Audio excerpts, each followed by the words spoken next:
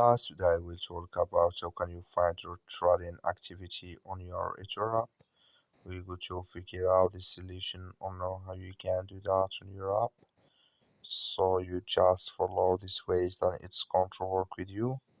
So all you have to do, you just go here, you go above this sign, click on it.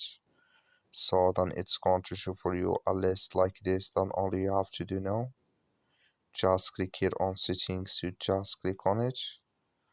Then it's going to take you to next CPR. Then all you have to do now, you just go down here, then you click here on privacy, just click on it.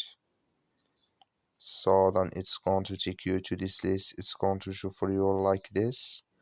Then here you will find all trading activity you have. Like you see here, I have nothing, but if you have it, you will find it here in this list on your eToro. So that's all you have to do. I wish you I get it. That's all. Thank you for watching. Don't forget to support us by liking and subscribe.